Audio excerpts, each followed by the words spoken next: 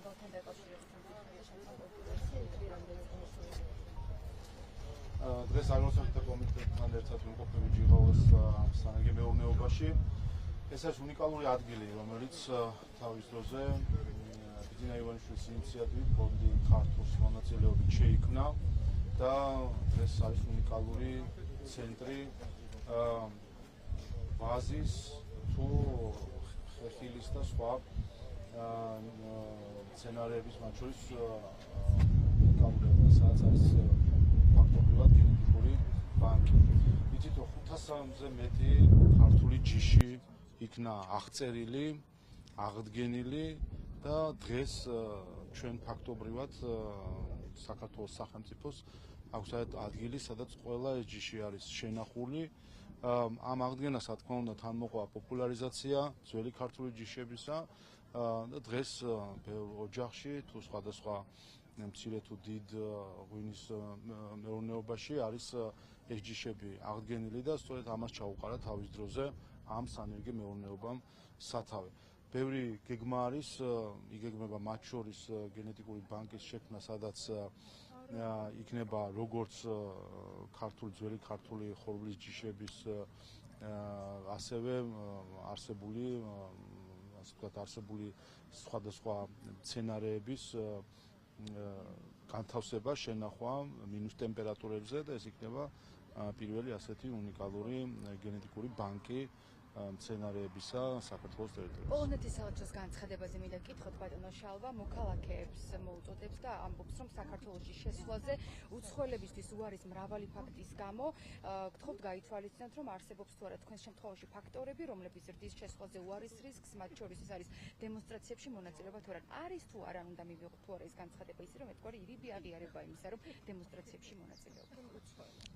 ზოგადად არ ვიცი, უცხო ქვეყნის მოქალაქეს არაფერი საქმე სხვა ქვეყანაში დემონსტრაციებზე, სხვა შორის ამერიკის შეერთებული შტატების სახელმწიფო დეპარტამენტი ამ მხრივ ძალიან მკაფიო პოლიტიკას ატარებს, როდესაც მათ შორის ვიზას უჩერებს იმ ადამიანებს, რომლებიც ნაცვლად იმისა, რომ ვიზის დანიშნულებით იმყოფებოდნენ ამერიკის შეერთებულ შტატებში, დაკავებული არიან სხვადასხვა მთავრობის საწინააღმდეგო პროტესტებით. რაც შეეხება საქართველოში უცხო ქვეყნის მოქალაქეების შემოშვება არ შემოშვების საკითხს, არ ვიცი ხა რატომ ასკვნის პოლონეთის საელჩო რასთან შეიძლება იყოს კავშირი და მე არ ვიცი ხა რა შემთხვევები იყო.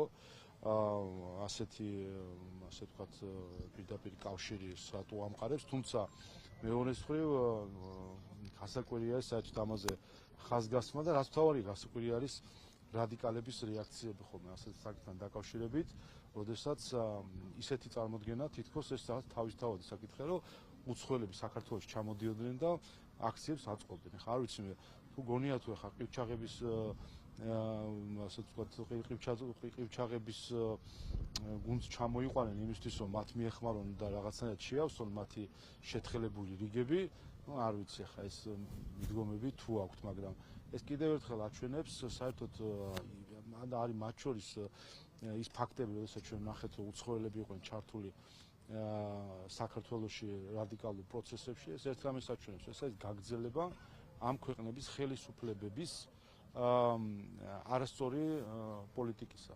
როდესაც ხედავს ახლა რომ დაინახავს პოლონეთის მოქალაქე, რომ პოლონეთის ელჩი ერევანში და საკითხებში დაინახავს ესტონეთის მოქალაქე, რომ ესტონეთის ელჩი ერევანში და საქმეებში, იმასაც გონია რომ რაღაც ეს თავისთავადი არის, ჩახვიდე უცხო ქვეყანაში და სხვა საზოგადოებას თავს მოახვიო შენი რაღაც პოლიტიკური მოსაზრებები და ასე არ არის აწყობილი სამყარო და ასე ამას არ გულისხმობს სუვერენიტეტი.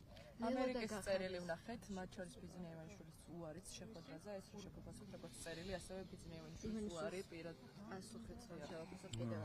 უპირველეს ყოვლისა დასაფასებელია პრეზიდენტ ტრამპის მილოცვა პრეზიდენტ ყაველაშვილის მიმართ და მნიშვნელოვანი შინაარსი და გზავნილები, რომელიც ამ მილოცვაში იყო, რომელიც ორ მთავარ საკითხს უსვავს ხაზს. ერთი რომ აღიარება იმის და ხაზგასმა, რომ ამერიკის და საქართველოს მთავრობებს შორის მნიშვნელოვანი არის ინტენსიური თანამშრომლობა და მეორე ხაზგასმა იმის, რომ ეკონომიკურ თანამშრომლობას აქვს მნიშვნელობა. ზუსტად ამაზე ვსაუბრობთ ჩვენ.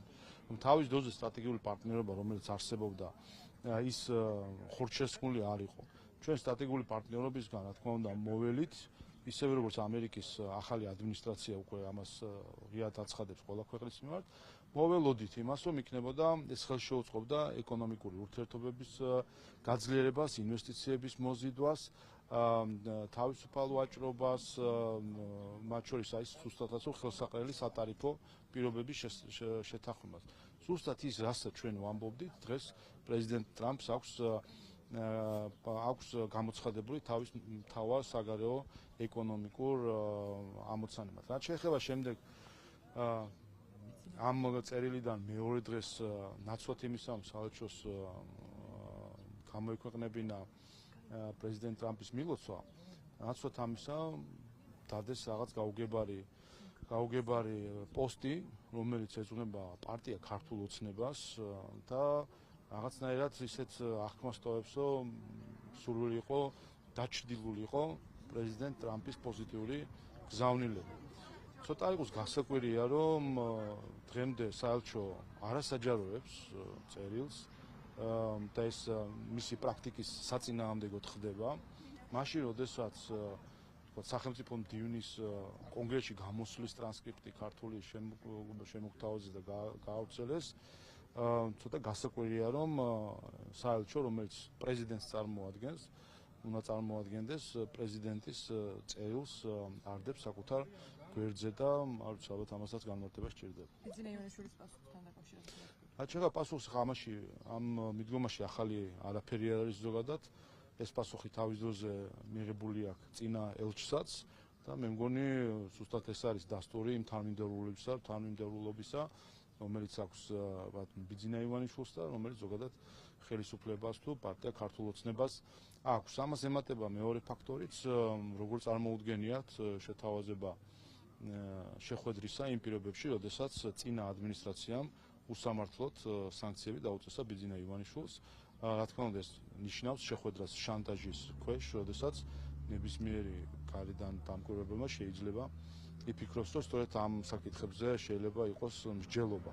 როდესაც განსაკუთრებით ხაზგასმის მაინდამაინც ბიძინა ივანიშვილთან უნდოდა ეს შეხვედრა და არა მის უშუალო ასე ვთქვათ საკონტაქტო პირებთან, საგარეო საქმეთა მინისტრთან თუ პრემიერ-მინისტრთან თუ სხვა თანამდებობის პირთან. ამიტომ ამ ხრივაც ეს გასაკვირი არის იმ მოცემულობით, რომ მათ შორის რომ ეს სანქციები თავის დროზე დაწესებული არის ბაიდენის ადმინისტრაციის მიმართ, რომლის წინააღმდეგაც დღეს კონგრესში მიმდინარეობს გამოძიება და პრეზიდენტი ტრამპიც ამისი ერთ-ერთი თანაინიციატორი არის.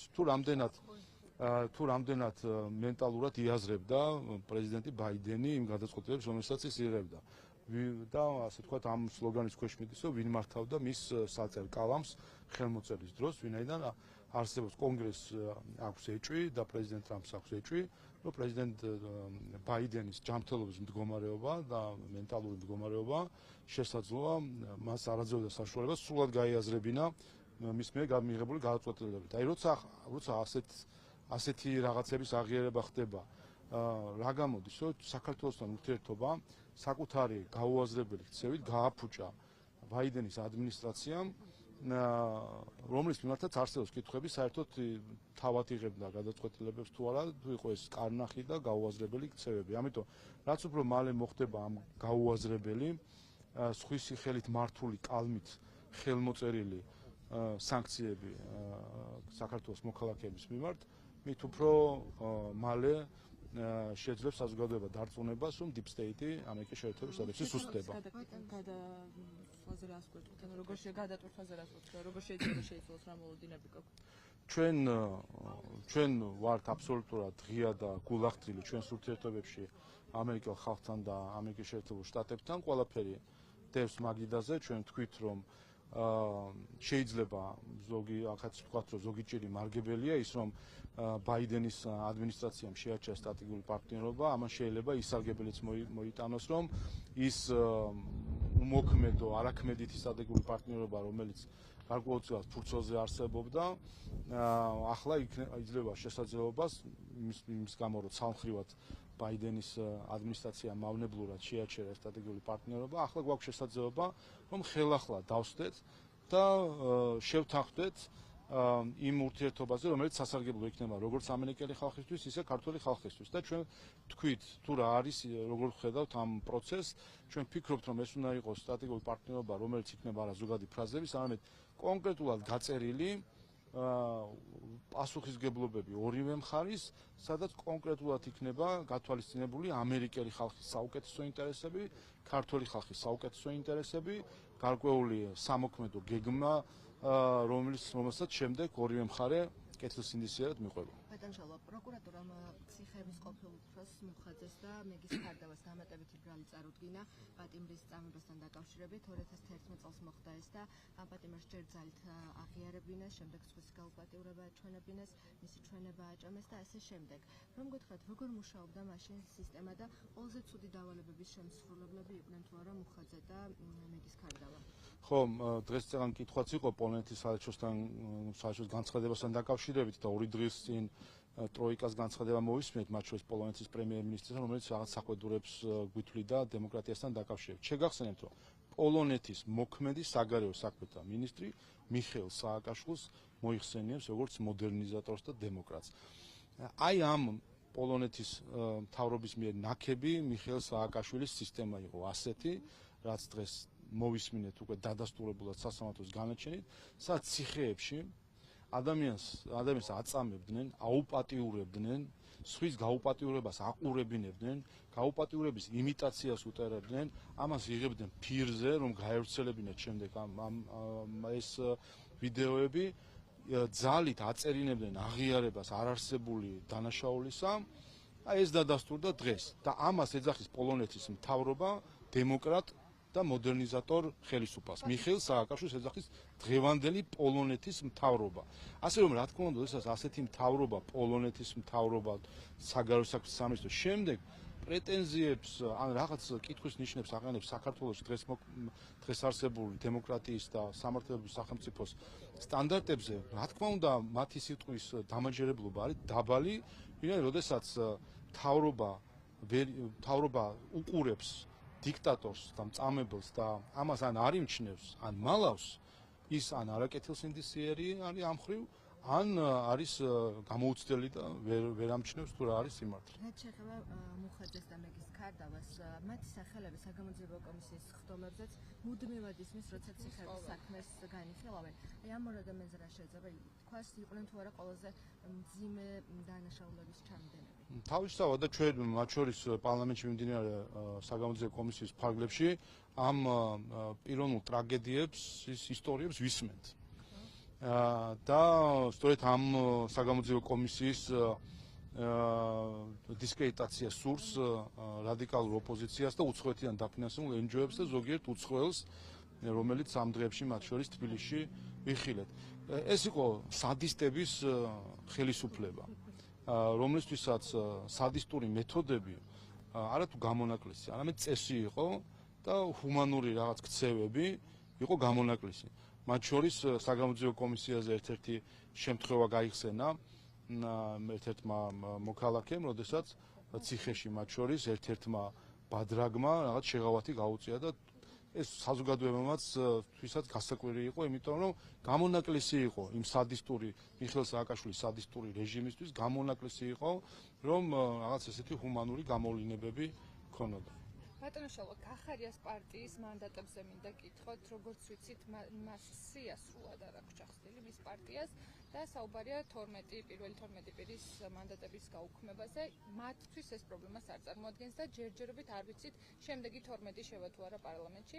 თქვენი უშუალოდ პარლამენტის თავმჯდომარის პოზიციამ ამასთან დაკავშირებით. ხო, მათ უკვე ის ზღვარი გადალახეს, სადაც ნახევარზე მეტი გაცდენა აქვთ მორიგი სესიისა, აქედან გამომდინარე უკვე დადგა ის გარემოება, როდესაც სესიის დასრულების შემდეგ განხილული იქნება მათთვის მანდატების შეწყვეტა და რა თქმა უნდა მათ შეუწყდებათ მანდატები, აღარაფერს ვეღარ გამოასწორებენ, უკვე გაცდენილი საკმარისი გაცდენები აქვთ. რაც შეეხება შემდეგ 12-ს, არ ვიცი ხა ეს მათი გადასაწყვეტი არის მოიქცევიან კვლავ ქართული სახელმწიფოს წინააღმდეგ უცხოელების კარნახით, თუ აიღებენ ხელში მანდატს, რომელიც მათმა ამორჩეველმა მიანიჭა. არჩევანი მათ მარტივი აქვს. აირჩიონ ქართველი ხალხი თუ ზოგიერთი უცხოელი ელჩი თუ პოლიტიკოსი, რომელიც მათ კანონახობს დღის წესს. ის რას ნიშნავს, რომ პარლამენტს ლეგიტიმაციას არ უცხადებენ და ამავდროულად სია არ აქვს ჩახსნილი, ეს ოპოზიციის მხრიდან მათი მისამართით კრიტიკის საგანია. თქვენ როგორ ახსენებთ? ლეგიტიმაციის არაღიარება ეს არის ფარსი საერთოდ, ამაზე საუბარი. ეს ახლა იგივე არის, რომ ადამიანი იდგეს შუქნიშანზე და არ აღიარებდეს შუქნიშანს და ამოვიდეს თუ არ არსებობს. ხა რეალობა არის რეალობა, თავის ფანტაზიის სამყაროში რომ ცხოვრობენ, ამას სხვა სახელი ქვია სამედიცინო. ასე რომ არ ვიცი, ეს ამას აქვს მხოლოდ ერთი განზომილება, რომ 12 დეპუტატი გახარიას პარტიიდან, თავად გახარიას ჩათვლით, შატალოზე იყო ერთი სესია, აცდენდა ყველა სხდომას. მიუხედავად ამისა, იღებდნენ პარტიულ დაფინანსებას, არ იღებდნენ დეპუტატის, არ ვაძლევდით მათ დეპუტატის ხელფას, თუმცა ისინი იღებდნენ პარტიულ დაფინანსებას უსაქმურობაში, საერთო ჯამში და რა თქმა უნდა, უსაქმურობას ქართველი ხალხი ვერ დაუშვებს და ამის სათანადო ბერკეტები არსებობს კანონმდებლობაში. ნიკამელიაზე მინდა გკითხოთ, ხახა ნიკამელი არაპირებს გირაოს გადახდას, საუბარია კომისიის დაუმორჩილებლობის გამო მის წინააღმდეგ აღწრულ საქმეზე. ჩვენ ერთხელ უკვე ვნახეთ ეს სცენარი, მან რომ არ გადაიხადა გირაო. ახლა თქვენ როგორ შეაფასებთ, რატომ არ იხდის და რატომ წინააღმდეგება სამართალს მელია? იმიტომ რომ არის უცხოელებისგან იქცევა როგორც უცხოელებისგან გათამამებული ბავშვი. წინა ჯერზე გახსოვთ, რომ მან თქვა, რომ არც გირაოს გადავიხდი, ვერც დამიჭერთო და მის ამ ქცევას მხარს უჭერდა რამდენიმე უცხოელი, მათ შორის ლიტვის ელჩი პირადად მივიდა ნაციონალურ მოძრაობის გამაგრებულ ალამუტში, რომ ეთქვა, რომ მაგრა დამდგარიყო, სახელმწიფო არ ეღიარებინა და ის გვერდში დაუდგებოდა. როგორ გამოადგა ლიტვის ელჩი, კი დავინახეთ შემდეგ და მიაბრძანეს საპატიმრო დაწესებულებაში, თუმცა ნახეთ ასევე, რომ ამის გამო 3 წელი ლიტვის და სხვა ხელისუფლებები საქართველოს სახელმწიფოს რეპუტაციას ულახავდნენ, აბრალებდნენ თითქოს ნიკამელიას დაპატიმრება მაშინ იყო პოლიტიკური დევნა. 3 წლის თავზე ფურცელი ააფარა ლიტვის და სხვა ხელისუფლებებს სტრასბურგის სასამართლოში, უთხარო ისინი ცილს წამებდნენ მთლიანად სახელმწიფოს და ერს და ხალხს. მიუხედავად ამისა, დახედეს ფურცელს და გაიარეს, ბოდიში წარმოიხადა არც ერთმა ამ ხელისუფლებამ, ვინც მაშინ ცილს წამებდა, მათ შორის ევროკავშირის ელჩი, ბრიტანეთის ელჩი და სხვები. და დღესაც ხედავთ, რომ იგივე სიტუაცია იყო ზურაბ ჯაფარიძის შემთხვევაში და იგივე ხალხი ისევ ინგლისის ელჩი გამოვიდა, ბრიტანეთის ელჩი გამოვიდა, ისევ ნორვეგიის ელჩი გამოვიდა, ისევ ბალტიის ქვეყნების ელჩები გამოვიდა, ზუსტად იგივე ტყუილი თქვეს, რომ ეს არის თითქოს კანონის საწინააღმდეგო, ისე რომ ადამიანებს არც კი ცხენიათ უცებ ტყუილს ამოემ, მაგრამ ჩვენ უნდა ამ შემთხვევაში, ისტორია ისეთი ძველი არ არის, ხო, 3-4 წლის წინანდელი არის, ამიტომ რა თქმა უნდა, ეს ყველაფერი არქივში არის. რაც შეეხება ახლა უკვე მელიას შემთხვევას, სასამართლო იქნება მალე როგორც ჩანს და ავიცი ხა ზოგადი შეფასებით ხედავთ, რომ იდენტური სიტუაციაა, რაც თავის დროზე 2021 წელს იყო, იდენტური სიტუაციაა, რაც ზურაბ ჯაფარიძის შემთხვევის დროს იყო. ამიტომ მე მაქვს ერთადერთი რამე, მელიასთან საუბარს აზრი არ აქვს ან მოწოდებას, ვინც მას კარნახობს და ვინც მას დღის წესრიგს უწესებს. აი უცხოელ ზოგიერთ ელჩს და ზოგიერთ უცხოელ პოლიტიკოსს მინდა მიმართო. ან ეხლა უთხრან მელიას რომ გადაიხადოს ეს გირაო, ან შემდეგ წუწუნს თავი დაანებონ რომ გირაოს გადაუხდელობის გამო თუ კი სასამართლო მიიღებს გადაწყვეტილებას მისი დაპატიმრების. ვინაიდან ყველას შევახსენებთ, ზუსტად იგივე შემთხვევა 3 წელი როგორ აჯანჯღარეს ეს ქვეყანა ზოგიერთმა ელჩმა აბსოლუტური ყალბი და ცრუ საბაბით. ასე რომ შემდეგ წუწუნი არ იყოს, ახლავე გინდა საჯაროდ, გინდა არასაჯაროდ უთხრან რომ თუ ის არ გადაიხდის გირაოს და დადგება ისეთივე მდგომარეობა, რაც 2021 წელს, მათგან არ ექნება განცხადებები მხარდაჭერა. თუ კი ექნება მხარდაჭერა, ნუ ამასაც შევაფასებთ. საკონტროლაციაზე და რეგიმაზე მინდა გითხოთ საარჩევნო და სტრატეგიაზე, ჯერ იყო საუბარი სატელეფონო არჩევნებზე, ახლა უკვე ინტერნეტით არჩევნებზეა საუბარი და ზოგადად თვითმმართველობის არჩევნების ირგვლივ გაურკვევლობა ოპოზიციაში და ასევე მექნება ბაჩაშვილის სასამართლოზე შექმნა თვითმმართველობის არჩევნებთან დაკავშირებით ნაციონალური მოძრაობა და პარტია ახლები უკვე ბუნინგზე გადავიდნენ გახარიას შემდეგ უკვე ლელოზე, იმიტომ რომ მათაც არ აქვს გასაგები პოზიცია, რომ არ იღებენ მონაწილეობას არჩევნებში. ხო, რაც შეეხება რაღაც ტელეფონების აპლიკაციით და ასე შემდეგ, მარტივ კითხვას დავსვავ და იქნებ ყველა ჟურნალისტმა მოიკითხოს ამ აპლიკაციას ვინ აწარმოებს, რომელი კომპანიაა თუ ვინ არის ეს. რაღაც ინფორმაციები ჩვენც გვაქვს და აბა ერთი მოიკითხოთ ვინ აწარმოებს და შემდგომით ეს მისი რაღაც ბიზნეს გეგმა ხომ არ არის შემთხვევით.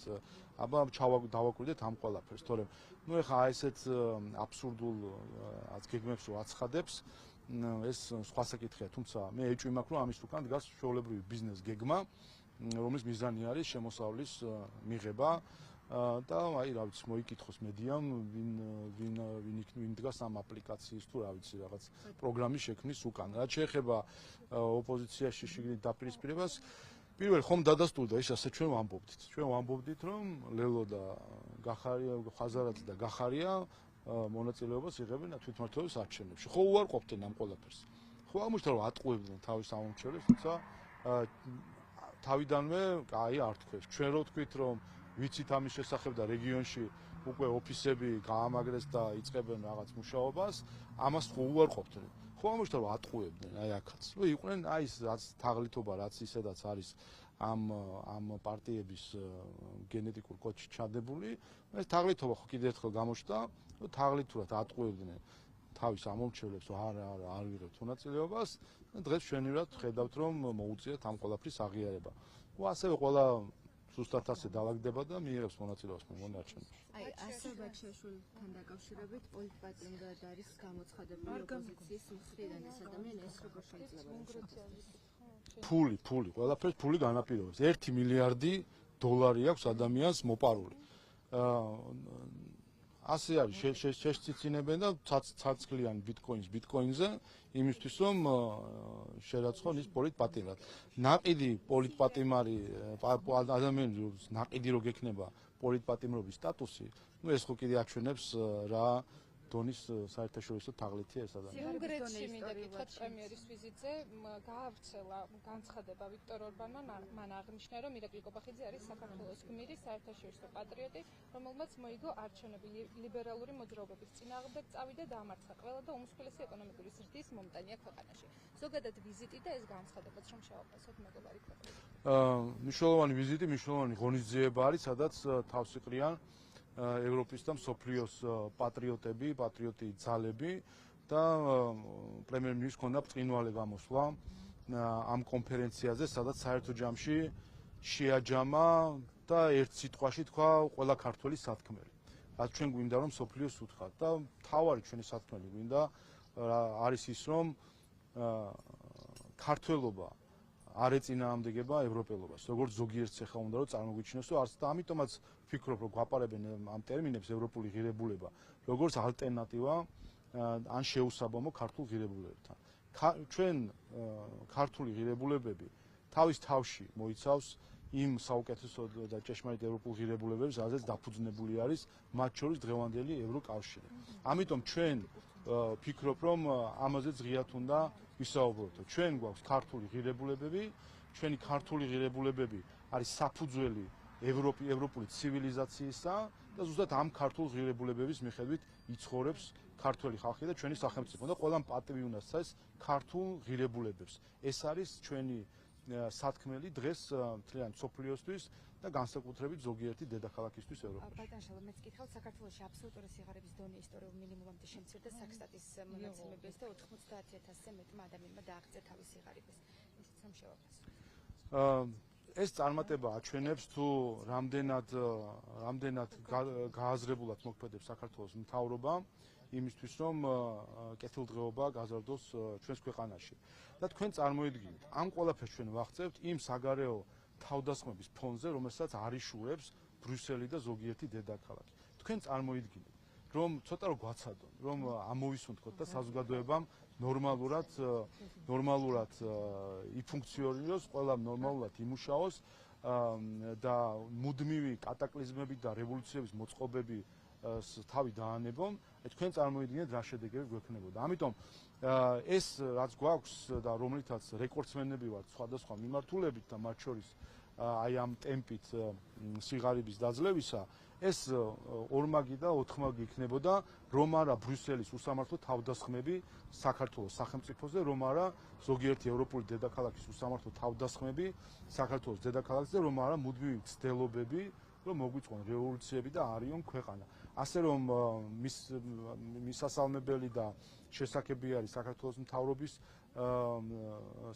მთავრობის ცდილობები და შედეგები იმ ფონზე, როდესაც ხედავთ მავნებლობას უცხოეთიდან, რომ რაიმენაირად აგვირიონ ცხოვრებას და ეკონომიკას.